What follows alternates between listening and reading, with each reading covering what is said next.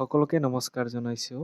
আজিৰ ভিডিঅ'ৰ মাধ্যমেৰে আমি আলোচনা কৰিম FY UGP 4th sem political science major আৰু মাইনৰৰ যিখন কুৱেশ্যন পেপাৰ আছে পলিটিকেল থিয়ৰী কনচেপ্টছ এণ্ড ডিবেটছৰ কুৱেশ্যন পেপাৰ চলুশ্যন সম্পৰ্কে। চ' ভিডিঅ'টো শেষলৈকে চাই যাব। চ' আপোনালোকে নিশ্চয় জানে যে এইখন যিটো পেপাৰ দিয়া আছে পলিটিকেল থিয়ৰী কনচেপ্টছ এণ্ড ডিবেটছ। চ' এইখন পেপাৰ আপোনালোকৰ মেজৰ যিসকলৰ আছে তেওঁলোকৰ লগতে তেওঁলোকৰ বা যিসকলৰ মাইনৰ আছে গোটেইখিনিৰে তেওঁলোকৰ লাগিব। চ' সেইকাৰণে মেজৰ মাইনৰ সহকাৰে আপোনালোকে চাব পাৰে।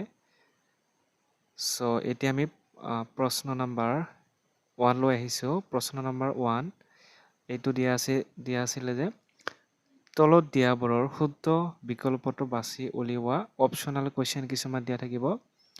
চ' যিকোনো ইয়াতে আপোনালোকে কম্পালচাৰী হিচাপে 8টা কুৱেশ্যনৰ এনচাৰ কৰিব লাগিব।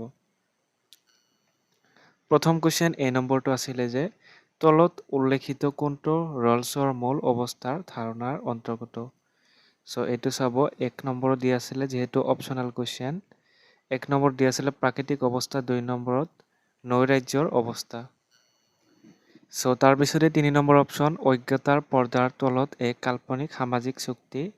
4 নম্বৰ পুঁজিবাদী অৰ্থনীতি। কাৰেক্ট এনচাৰ হ'ব অজ্ঞতাৰ পৰ্দাৰ তলত এক কাল্পনিক সামাজিক চুক্তি। তাৰপিছতে নেক্সট কুৱেশ্যন জন ৰলছৰ মতে উল্লেখিত কোনটো সামাজিক প্ৰতিষ্ঠানসমূহৰ প্ৰথম গুণ। চ' প্ৰথমতে আছে কাৰ্যক্ষমতা, সমতা, ন্যায় আৰু স্বাধীনতা। কাৰেক্ট এনচাৰ হ'ব অপশ্যন 3 ন্যায়। তাৰপিছতে আমি এতিয়া চি নম্বৰ কুৱেশ্যন আগবাঢ়িছোঁ। চি নম্বৰ কুৱেশ্যনটো আছিলে তলত উল্লেখিত কোনজন বহু সংস্কৃতিবাদৰ লগত জড়িত। চ' এইটোৰ কাৰেক্ট এনচাৰ কৈছোঁ। কাৰেক্ট এনচাৰ হ'ব অপশ্যন 4 উইল কিমলিকা। তাৰপিছতে ডি নম্বৰ কুৱেশ্যনটো আছিলে যে সাৰ্বজনীন মানৱ অধিকাৰসমূহ কি কি। চ' এইখিনি কাৰেক্ট এনচাৰ হ'ব মৌলিক অধিকাৰ। স্থানীয় আইন, অৰ্থনৈতিক পৰিকল্পনা, ৰাষ্ট্ৰীয় আইন, ইয়াৰ ভিতৰত সাৰ্বজনীন অৰ্থাৎ যিটো গোটেইখিনি বুজায়। চ' এইটো আমি জানো মৌলিক অধিকাৰ বা মৌলিক স্বাধীনতা। মৌলিক শব্দটো আমি ইম্পৰ্টেণ্ট, এইটো জানিব লাগে। তাৰপিছতে ই নম্বৰ কুৱেশ্যন আছিলে সমানতাবাদ মূলতঃ কি বুজায়। চ' এইটো সকলোৰে সম অধিকাৰ বুজায়। যিহেতু ইয়াতে সমান আছে গতিকে সমানতা বা ইকুৱেল হিচাপে আমি ধৰিব পাৰোঁ। তাৰপিছতে নেক্সট কুৱেশ্যন এফ নম্বৰ আছিলে আমাৰ যে তলত উল্লেখিত কোনজন সাৰ্বভৌমত্বৰ ধাৰণাটোৰ লগত জড়িত। চ' এইটো গোটেইখিনি ইয়াতে তেখেতে জড়িত হয় শিক্ষাবিদসকলে। চ' ইয়াতে কাৰেক্ট এনচাৰ ওপৰৰ আটাইকেইটা। তাৰপিছতে নেক্সট যি নম্বৰ কুৱেশ্যনটো যদি চাওঁ আমি এইটো আছিলে আধুনিক জাতি ৰাষ্ট্ৰ ব্যৱস্থা প্ৰতিষ্ঠাৰ লগত কোনটো বিপ্লৱ জড়িত। চ' এইটো ফৰাচী বিপ্লৱ জড়িত আছে। তাৰপিছতে 8 নম্বৰ কুৱেশ্যন আছিলে আমাৰ যে তলত উল্লেখিত কোনজন দাৰ্শনিক আইন অমান্যৰ ধাৰণাটোৰ লগত জড়িত। আইন অমান্যৰ ধাৰণাটো আমি নিশ্চয় জানো মহাত্মা গান্ধী তেখেতে আইন অমান্যৰ ধাৰণাটোৰ লগত জড়িত। চ' এইটো কাৰেক্ট এনচাৰ, বাকী অপশ্যন চাবই নালাগে। তাৰপিছতে অপশ্যন কেইটা চাব পাৰে বি আৰ আম্বেদকাৰ, থমাছ হবৰ্ছ। তাৰপিছতে কুৱেশ্যন নম্বৰ 2 লৈ আগবাঢ়িছোঁ এতিয়া। কুৱেশ্যন নম্বৰ 2টো আছিলে তলৰ যিকোনো 6টা প্ৰশ্নৰ উত্তৰ লিখা। প্ৰথম কুৱেশ্যন এইখিনি চাব আপোনালোকে ৰলছৰ তত্ত্বত পাৰ্থক্যৰ নীতিৰ মূল ধাৰণাটো কি। তাৰপিছতে হাইকৰ চিন্তাধাৰাত স্বতঃস্ফূৰ্ত শৃংখল বুলিলে কি বুজোৱা হয়। তাৰপিছতে চি নম্বৰ আছিলে প্ৰক্ৰিয়াগত সমতা আৰু প্ৰকৃত সমতাৰ মাজত পাৰ্থক্য কি। তাৰপিছতে ডি নম্বৰ কুৱেশ্যন আছিলে ৰাজনৈতিক দৰ্শন হিচাপে নৈৰাজ্যবাদৰ মূল ধাৰণাটো কি। চ' ইয়াৰে আপোনালোকৰ এনচাৰটো কৈ দিছোঁ চাব। ৰাজনৈতিক দৰ্শন হিচাপে নৈৰাজ্যবাদৰ মূল ধাৰণা ৰাষ্ট্ৰীয় কৰ্তব্যৰ প্ৰত্যাখ্যান। নৈৰাজ্যবাদে সকলো ধৰণৰ চৰকাৰী নিয়ন্ত্ৰণ, ৰাষ্ট্ৰীয় শাসন আৰু জাপি দিয়া বাধ্যবাধকতাৰ বিৰোধিতা কৰে। স্বেচ্ছামূলক সহযোগিতা এনে এক সমাজ ব্যৱস্থাৰ পোষকতা কৰে য'ত নাগৰিকসকলে কোনো চৰকাৰ নোহোৱা নিজৰ মাজত মুক্ত আৰু স্বেচ্ছামূলক চুক্তিৰ জৰিয়তে সহযোগিতাপূৰ্ণ বসবাস কৰে। চ' তাৰপিছতে নেক্সট কুৱেশ্যন আছিলে আমাৰ ই নম্বৰ যে বহু সংস্কৃতিবাদৰ দুটা বৈশিষ্ট্য লিখা।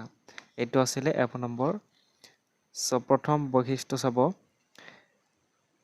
বহু সংস্কৃতিবাদৰ দুটা বৈশিষ্ট্য সাংস্কৃতিক বৈচিত্ৰ্যৰ স্বীকৃতি।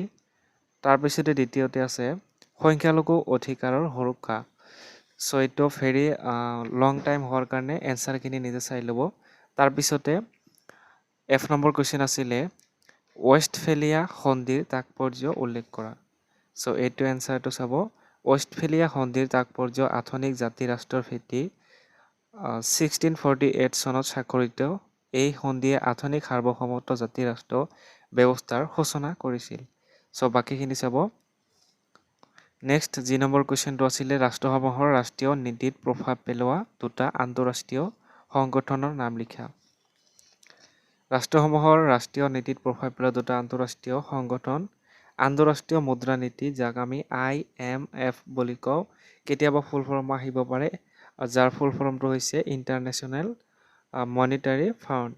তাৰপিছতে আৰু এটা আছে যিটো আছে বিশ্ব বাণিজ্য সংস্থা WORLD, ৱৰ্ল্ড ট্ৰেড অৰ্গেনাইজেশ্যন, এইটো ফুল ফৰ্ম। চ' এই দুটাৰ বিষয়ে জানি ল'ব। নেক্সট কুৱেশ্যনলৈ আগবাঢ়িছোঁ। 8 নম্বৰ কুৱেশ্যনটো দিয়া আছে যে জলবায়ু পৰিৱৰ্তন আৰু মানৱ অধিকাৰৰ মাজত সম্পৰ্ক কি? চ' এইটো এনচাৰটো চাব 8 নম্বৰ। চ' আমি I আৰু J নম্বৰটো আলোচনা কৰিম। পঞ্চাদমূলক অসমতা বুলিলে কি বুজা? চ' এইটো এনচাৰটো চাব, পঞ্চাদ সূচক অসমতাই ব্যক্তিৰ জন্মগত অৰ্থনৈতিক বা সামাজিক পৰিৱেশৰ পৰা অহা প্ৰাৰম্ভিক বৈষম্যক বুজায়। মূল কাৰণসমূহ এনেধৰণৰ যে এই সমাজত পূৰ্বৰ পৰা চলি অহা দৰিদ্ৰতা, জাতিভেদ বা শ্ৰেণীগত বৈষম্যৰ বাবে সৃষ্টি হয়। তাৰপিছতে বাকীখিনি চাব। নেক্সট কুৱেশ্যন আছিলে পৃথকীকৃত অধিকাৰ কি? পৃথকীকৃত অধিকাৰ কি? ইয়াৰ বিষয়ে লিখিব লাগে। চ' এইটো চাব, পৃথকীকৃত অধিকাৰ হৈছে সমাজৰ কোনো পিছপৰি থকা বা সংখ্যালঘু গোটক প্ৰদান কৰা বিশেষ অধিকাৰ। ইয়াৰ মূল উদ্দেশ্য এনেধৰণৰ যে ইয়াৰ প্ৰধান উদ্দেশ্য হৈছে সমাজত প্ৰকৃত সমতা প্ৰতিষ্ঠা কৰা। তাৰপিছতে প্ৰয়োজনীয়তা হৈছে ই দুৰ্বল শ্ৰেণীক শক্তিশালী কৰে আৰু তেওঁলোকৰ সুকীয়া পৰিচয় ৰক্ষাত সহায় কৰে। এইখিনি আছিলে আমাৰ 2 নম্বৰ কুৱেশ্যন আৰু ইয়াৰ সমাধান। এতিয়া আমি কুৱেশ্যন নম্বৰ 3 লৈ আগবাঢ়িছোঁ। যিকোনো 4টা লিখিব লাগে। প্ৰথম কুৱেশ্যন আছিলে আমাৰ ৰলছৰ ন্যায়তত্ত্বৰ নীতি দুটা আলোচনা কৰা। তাৰপিছতে B নম্বৰ আছিলে হায়েকৰ ন্যায়ৰ ধাৰণাটো ৰলছৰ ন্যায়ৰ ধাৰণাতকৈ কেনেকৈ পৃথক। তাৰপিছতে C নম্বৰটো চাম, জন লকৰ নস্বাৰ্থক স্বাধীনতাৰ ধাৰণাটো বৰ্ণনা কৰা। তাৰপিছতে D নম্বৰ আছিলে সামাজিক অসমতা সম্বোধনৰ ক্ষেত্ৰত প্ৰকৃত সমতাৰ তাৎপৰ্য আলোচনা কৰা। চ' এইটো আমি এনচাৰটো আলোচনা কৰিম। এনচাৰটো চাব, সামাজিক অসমতা সংশোধনৰ ক্ষেত্ৰত প্ৰকৃত সমতাৰ তাৎপৰ্য প্ৰকৃত সমতাই কেৱল নীতিগত সমতাকে নুবুজায়। ই সমাজৰ পিছপৰা শ্ৰেণীক বাস্তৱ ক্ষেত্ৰত সম সুবিধা প্ৰদান কৰা বুজায়। ইয়াৰ গুৰুত্বসমূহ হ'ল ঐতিহাসিক অন্যায় দূৰীকৰণ। চ' তাৰপিছতে আছে মৰ্যাদা প্ৰদান। চ' এইখিনি চাই ল'ব। তাৰপিছতে নেক্সট কুৱেশ্যন E নম্বৰটো আছিলে যে এখন গণতান্ত্ৰিক সমাজত সমতা আৰু স্বাধীনতাৰ ধাৰণাৰ মাজত সংঘাত আছে নেকি আলোচনা কৰা। চ' ইয়াৰো এনচাৰটো চাব, গণতান্ত্ৰিক সমাজত সমতা আৰু স্বাধীনতাৰ মাজৰ সংঘাত। গণতন্ত্ৰত স্বাধীনতা আৰু সমতা এটা মুদ্ৰাৰ ইপিঠি সিপিঠি, কিন্তু কিছু ক্ষেত্ৰত ইয়াৰ মাজত সংঘাত দেখা যায়। ব্যক্তিগত স্বাধীনতা বনাম সামাজিক নিয়ন্ত্ৰণ। অত্যাধিক স্বাধীনতাই সমাজত অসমতা বৃদ্ধি কৰিব পাৰে। তাৰপিছতে আছে অৰ্থনৈতিক প্ৰতিযোগিতা আৰু আছে ভাৰসাম্যৰ প্ৰয়োজন। চ' এইখিনি চাব। তাৰপিছতে এই পেজৰ শেষৰটো কুৱেশ্যন আছিলে G নম্বৰ, যে আধুনিক জাতি ৰাষ্ট্ৰৰ মূল উপাদানসমূহ কি কি। চ' এইটো এনচাৰ চাব।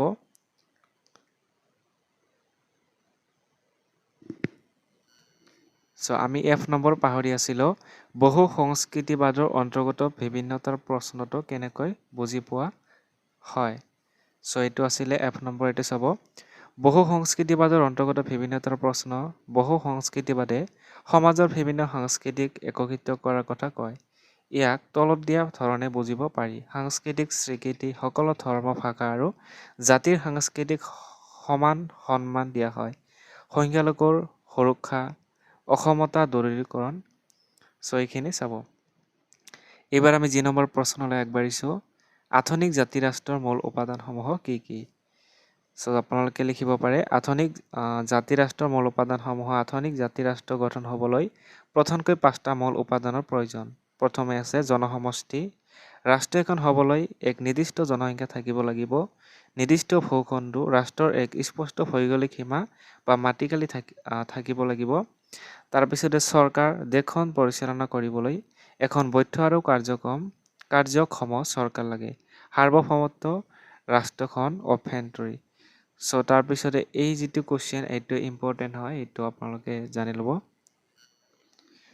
বাকী কুৱেশ্যন 8 নম্বৰ আপোনালোকে চাব। তাৰপিছতে এতিয়া আমি 4 নম্বৰ কুৱেশ্যনলৈ আগবাঢ়িছোঁ। যিকোনো দুটাহে লিখিব লাগে।